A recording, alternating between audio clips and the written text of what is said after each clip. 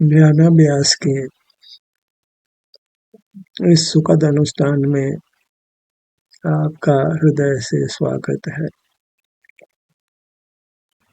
अभिनंदन है, अभिवादन है।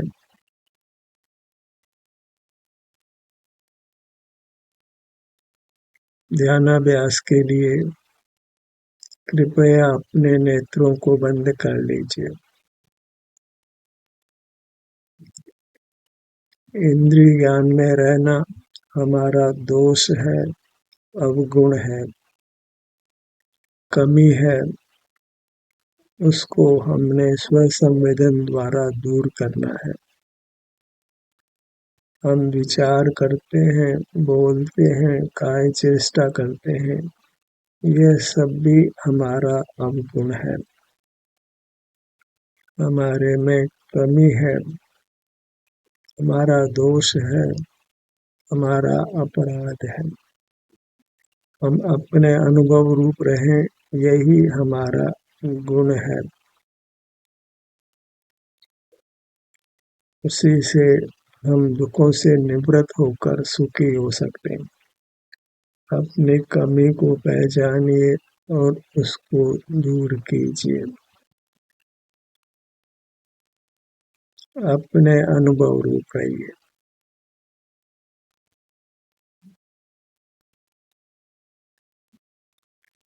हमें सावचेत रहना है कि हम कितना बहिर्मुख रहते हैं, कितना अंतर्मुख रहते हैं। हमें प्रतिपल अपने अनुभव रूप रहना है, स्वसंवेदन रूप रहना है। क्या करना है,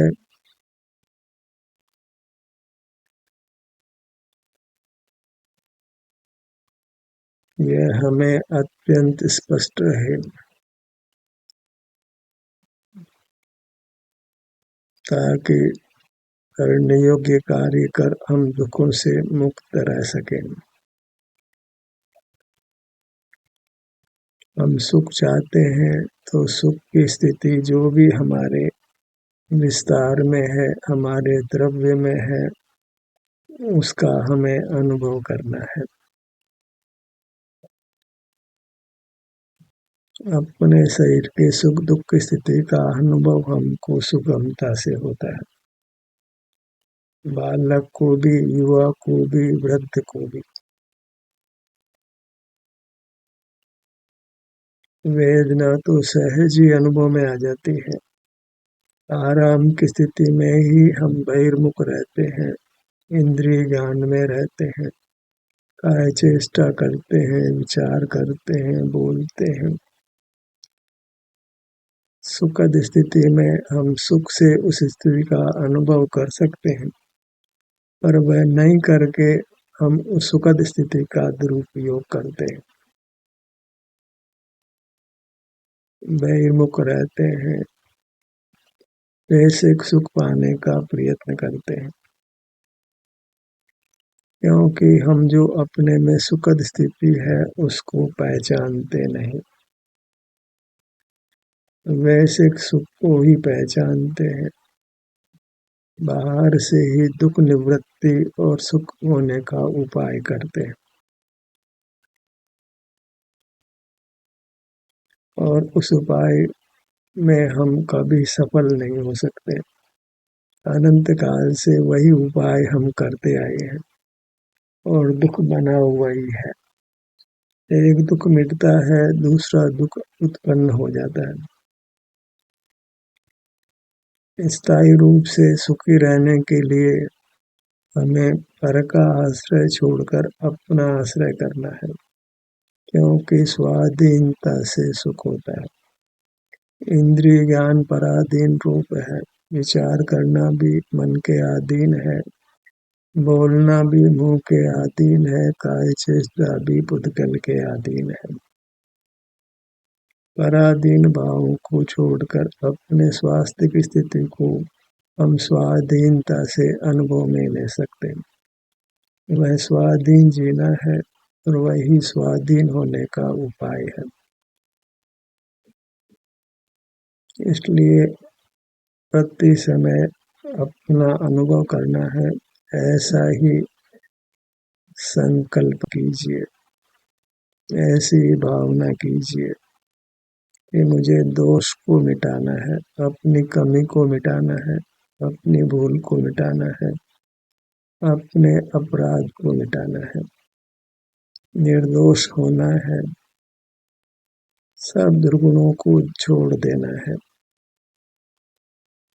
बहिर्मुखता हमारा अवगुण है, दोष है, उसको मिटाना है। अब बहिर्मुखता मिटाते हैं तो सहज ही विचार भी मिटता है, वचन चेष्टा भी मिटती है, काय चेष्टा भी मिटती है। अनुभव में रहना ही हमारा गुण है, हमारा स्वरूप है, और उसी से हम सुख को पाते हैं। हमें अपनी मूर्त को ही ऊर्ध्व रखना है, क्योंकि उसी से हम अपने मूर्त के सन्मुख रहकर वीतराग रहते हैं, निर्बंध रहते हैं, सुख का अनुभव करते हैं। पर को मुख्य करते हैं तो पर का लक्ष्य होता है, वही दोष है। पर कितना ही महिमावंत हो, वह महिमा उसकी है, अन्य की महिमा हमको प्राप्त नहीं होती है। हमें स्वयं महिमावंत होना है, दूसरों के गीत गाने के बजाय अपने गीत गाना है। दूसरा भोजन करे उससे हमारी क्षुधा की निवृत्ति नहीं होती है, दूसरे को बड़ा करने से हम बड़ा नहीं होते। हमको ही स्वसंबंधन उपाय के द्वारा निर्दोष होना है, महान होना है, परमात्मा होना है, और वह पर निरपेक्ष है। अपने सुख के लिए ही हमको अनुभव रूप होना है, भगवान होना है, पर से कुछ तुलना करना नहीं है, उससे कुछ हित की सिद्धि नहीं है। पर से तुलना करने में पर का लक्ष्य होता है, वह दोष है, उस दोष को हमने मिटाना है। अपने ध्यान को अपने सिर के भाग पर लाइए, ये स्वाधीनता से कर सकते हैं, और यह आने से सिर के भाग में जो भी स्वास्थ्य या अस्वास्थ्य की स्थिति है, उसका हमें स्वमेव अनुभव हो जाता है।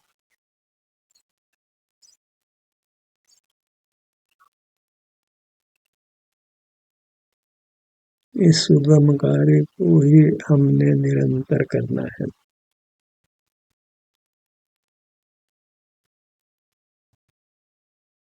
अपने विस्तार में ही रहना है, पर में रहना संभव नहीं है, बस परमुख होते हैं तो स्वमुक्ता से होने वाले सुख को हम खो देते हैं।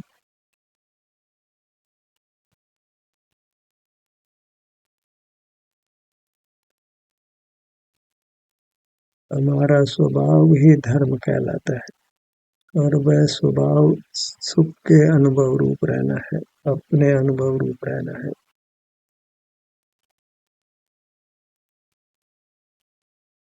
धर्म में जीवन प्रिय है तो अपने अनुभव रूप रहिए, अधर्म से जीना है तो फिर दुख से ही जीना है। बहिर्मुख रहना ही अधर्म करना है, उसका फल दुखद ही होता है। अधर्म को छोड़िए और धर्म में जीवन जीना है। लोक में सुप्रवृत्ति ही धर्म के रूप में प्रसिद्ध है, पर उस सुप्रवृत्ति से हम सुख को नहीं पा सकते हैं, क्योंकि सुप्रवृत्ति में मुख बाहर है। हमें सुप्रवृत्ति को भी छोड़ना है।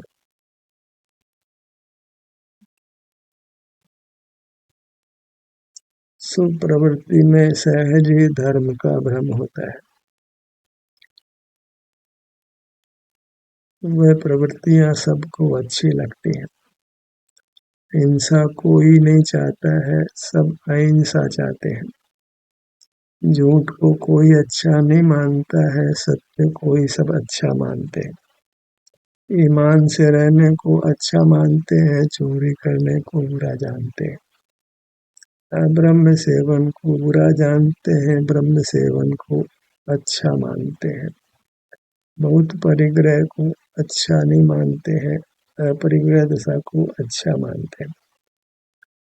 ये सब बाहर बाहर में ही हमने अधर्म और धर्म का भेद कर लिया है।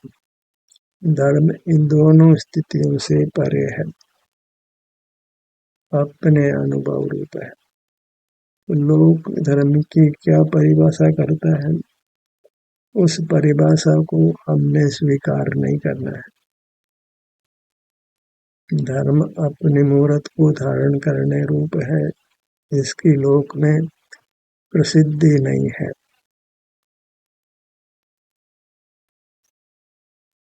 अपने अनुभव रूप रहना, निष्क्रिय रहना, शांत रहना, सुखी रहना,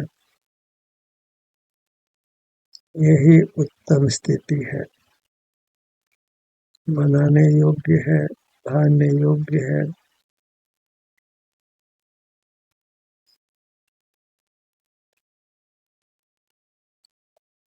सारा विश्व ही अपने अनुभव रूप रहे तो सारा विश्व ही सुख रूप रहे।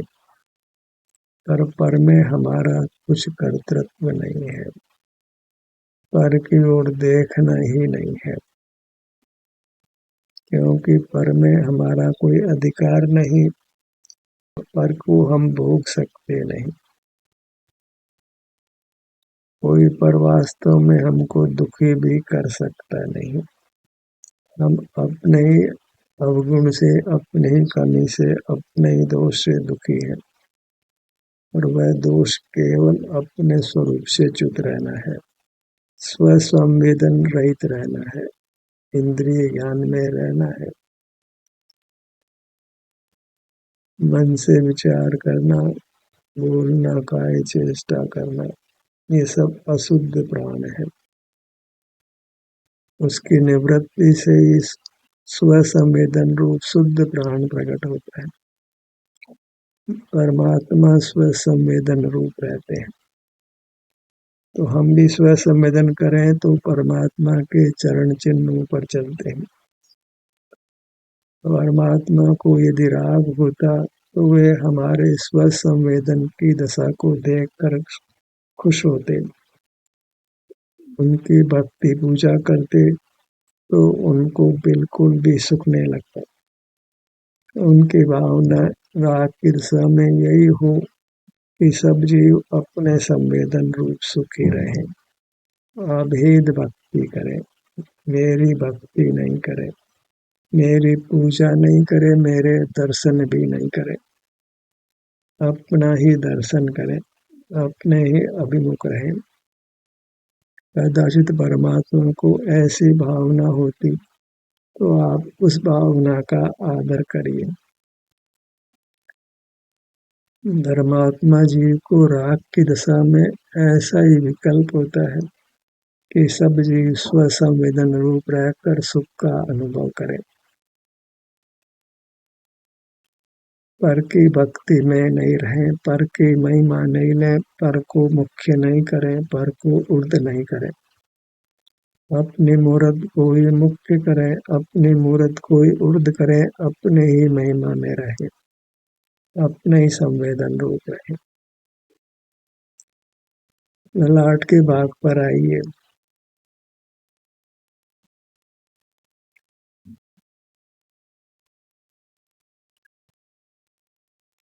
इस प्रकार जो हम अपने सन्मुख होते हैं तो इस कार्य को निरंतर बनाना है, यही काम करने योग्य है, यही काम करके हम सुखी हो सकते। बस अपना स्वास्थ्य ही तो भोगने में आता है, पर लक्ष्य में भी पर वह स्वास्थ्य बिगड़ जाता है। तो अपने लक्ष्य से अपने स्वास्थ्य को भोगिए, अपने लक्ष्य से अपना स्वास्थ्य भोगने में आता है तो वह एक निर्दोष परिणाम है, स्वाधीन परिणाम है। इंद्रिय ज्ञान पराधीन है, स्वसंवेदन स्वाधीन है। सारे अशुद्ध प्राणों को इंद्रिय ज्ञान नाम दीजिए, क्योंकि वे सब इंद्रिय ज्ञान में ही फलित होते हैं। स्वसंवेदन का परिणाम स्वाधीन परिणाम है, किसी पर की अपेक्षा नहीं है, अपने सुख के अनुभव रूप है। परमात्मा भी स्वसंवेदन सहित ही रहते हैं, उनका यही एकमात्र गुण है। अमृता ही परमात्मा में अन्य भावों की मिथ्या कल्पना करते हैं। उनको केवल परम सुख का अनुभव होता है, अन्य कोई परिणाम नहीं, अन्य कोई परिणाम की आवश्यकता भी नहीं, क्योंकि सब जीव सुख ही चाहते हैं, स्वाधीनता से सुख हो।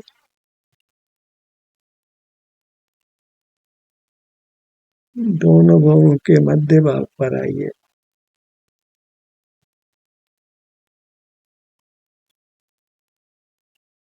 स्वानुभव रूप रहना है। बाहर के कार्यों को करते हुए भी अपने स्वसंवेदन को सर्वथा भुलाना नहीं है। जैसे ही अवसर मिले अपना अनुभव करने लगना है।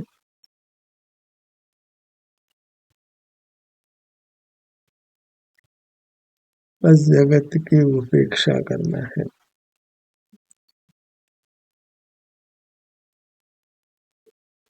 जगत से संबंध नहीं रखना है। एक बार ये निर्धार कर लीजिए कि मैं जगत के साथ सर्व संबंधों को छोड़ता हूँ। मेरा जगत के किसी पदार्थ के साथ कुछ भी संबंध नहीं है। मैं सर्व संबंधों का त्याग करता हूँ।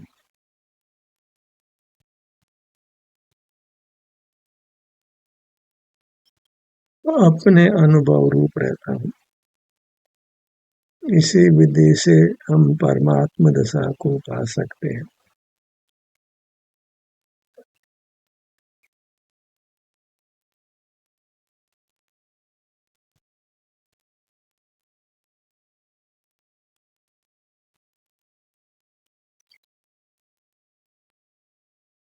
अपने ध्यान को अपने नेत्रों पर लाइए।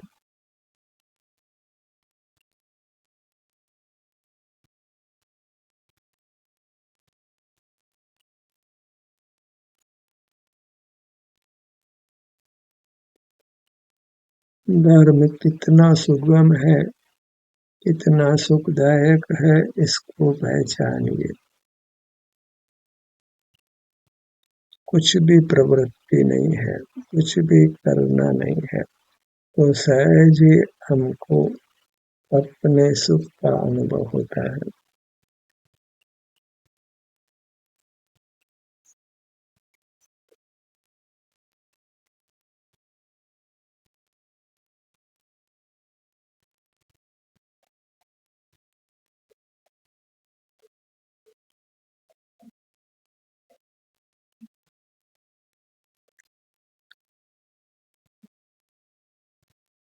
अपने कानून के भाग पर आइए।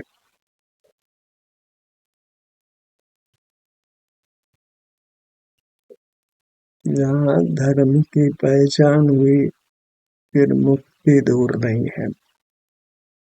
हमने अब तक धर्म के स्वरूप को ही नहीं पहचाना है, अपने को ही नहीं पहचाना, अपनी महिमा प्राप्त नहीं हुई, अपनी महिमा का अनुभव नहीं हुआ। हम परमात्म रूप हैं, आनंद के कंद हैं। अपने अभिमुख रहकर आनंद को ही भोगना हमारा स्वरूप है।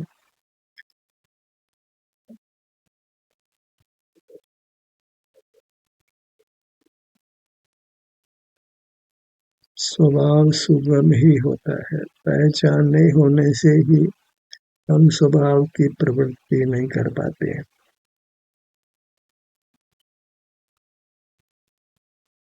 अंतर्दृष्टि कर जब अपने में ठहरते हैं तो सुख का अनुभव होता है और साथ में यह भी ज्ञान हो जाता है कि यही मोक्ष का मार्ग है।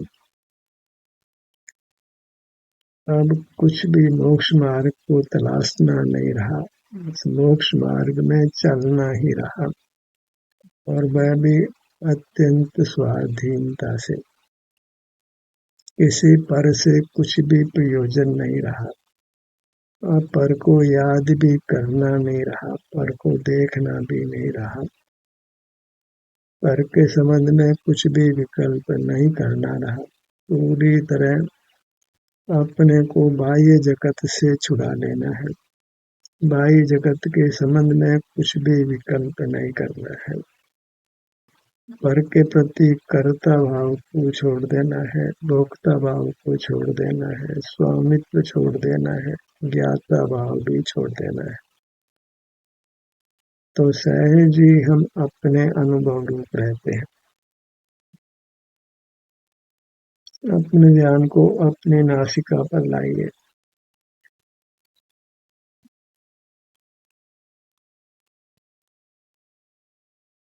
परमात्मा पूर्ण स्वस्थ है, इसलिए वे सुखी हैं। जो परमात्मा नहीं हुए हैं वे पूरी तरह स्वस्थ नहीं हैं। भले वे कहें कि हमारे शरीर में कोई वेदना नहीं है, पर वास्तव में जब वे अपना निरीक्षण करें, अपने विस्तार में दृष्टि को फैलाएं, तो उनको पूर्ण स्वास्थ्य की दशा नहीं मिलेगी।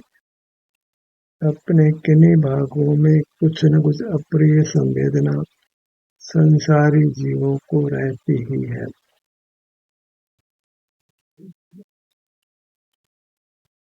भले ही वह अल्प हो,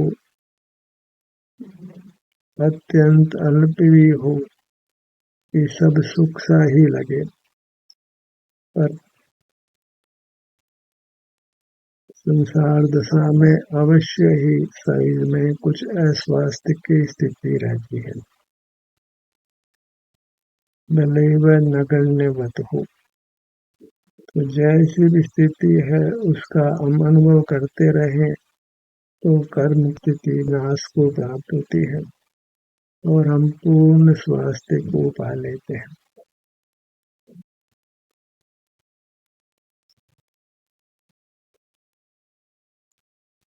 अपने होठों के भाग पर आइए।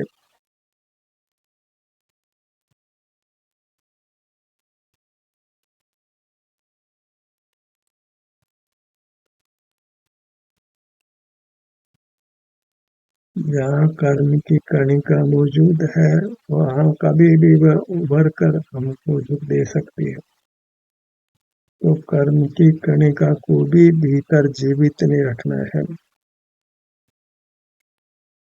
अपने में बने रहना है, ताकि कर्म का अणु भी हमारे भीतर नहीं रह सके, बंधन रूप नहीं रह सके। भले ही कर्म कर्मण वर्गणा होकर हमारे क्षेत्र में रहे, पर बंधन रूप नहीं रहे,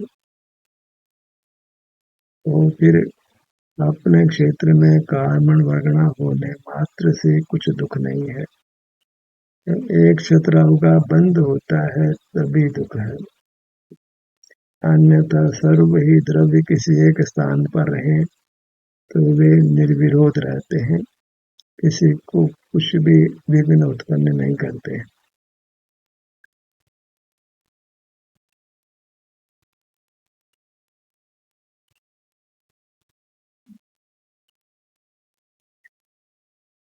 उद्गल ही प्राय बंधन रूप रहता है। जीव एक बार बंधन रहित होकर फिर सदा बंधन मुक्त रहता है। बस एक बार अपने को कर्म के बंधन से मुक्त कर लेना है, फिर उसके फल में अनंत काल सुखी रहना है। अपने में आकर ठहरिए, सारे जगत को भूल जाना है, अपने इस शुभ स्वभाविक काया को ही ग्रहण करके रहना है।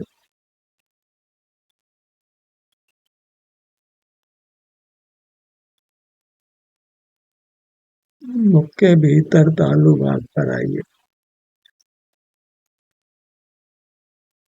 कंठ, ठुड्डी, ठुड्डी से सिर तक, बाएं कान से दाएं कान तक अपने चेहरे का विस्तार।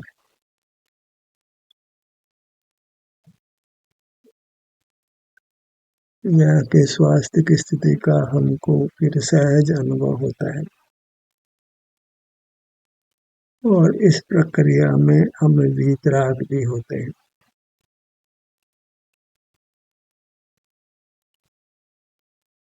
नूतन कर्मों का बंधन नहीं होता, पूर्वबद्ध कर्मों की निर्जरा होती है। गर्दन का भाग,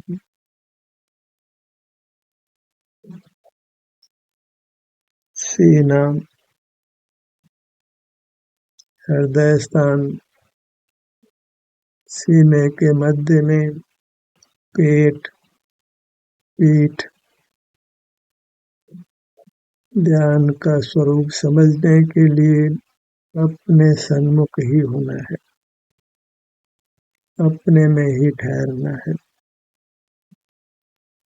ध्यान का स्वरूप समझने के लिए फिर किसी अन्य का अवलंबन लेने की आवश्यकता नहीं है, हमें स्वयं ही ध्यान स्वरूप हो जाना है।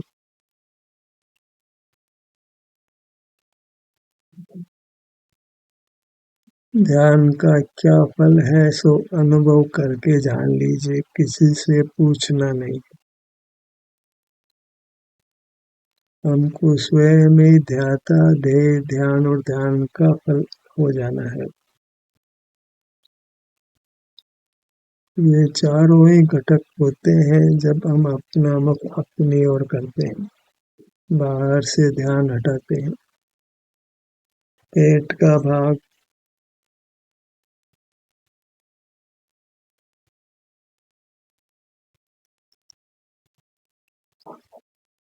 दाहिने भुजा, बाएं भुजा, दायां पैर, बायां पैर। जगत के प्राणियों को प्राय संसार से पार होने का विकल्प ही उत्पन्न नहीं होता है, वे बस अपने आजीविका को करते हुए ही जीते हैं।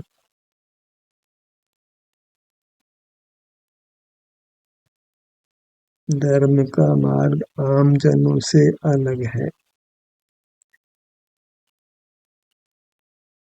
यहाँ केवल हम अपने विस्तार के आश्रय से रहते हैं, सिमट कर रहते हैं, बाहर से मुख मोड़ कर लेते हैं, बाहर का कुछ भी जानने देखने का अभिप्राय नहीं रखते हैं। अपनी पूरी मूर्त के आलम्बन से रहिए, स्वमुख रहिए, निराकुल रहिए, सर्व दोषों से मुक्त रहिए। यही गुणवान होना है, महिमावान होना है, सुखवान होना है, भगवान होना है। ध्यान का सूत्र यही समाप्त होता है। आपकी सहभागिता के लिए धन्यवाद।